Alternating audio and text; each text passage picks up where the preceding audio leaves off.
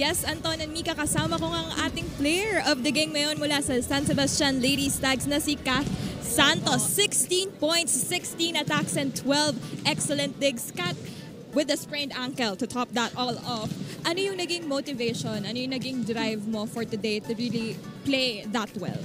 Siguro po yung team din po namin kasi po inaasahan din po ako ng team namin lalo na nung na-sprain po ako. Hindi naman po ganun kalala kasi nakatayo pa naman po ako pero natakot po kasi. Opo. Kaya yun po, yun na po.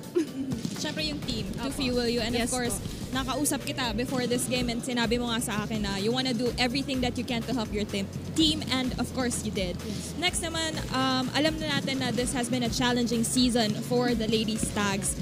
Para sa'yo, ano yung nag-iba this season kung bakit medyo nahirapan, medyo inabot ng 6 games before you were able to secure your first win?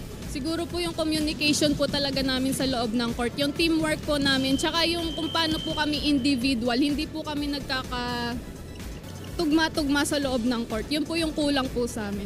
Na siguradong pinakita niyo na tinabaho today at tatrabahuhin Opo. for sure in your next few games. Kaya naman last question, Kat, bago ka namin pagpahingahin, ano ba ang dapat naming abangan from you and for your team? You know, we are capping the season for your last few games. Yung ibibigay na lang po namin yung best namin sa natitira po naming game. Ayun lang po. Tsaka para po to sa pride and honor po namin.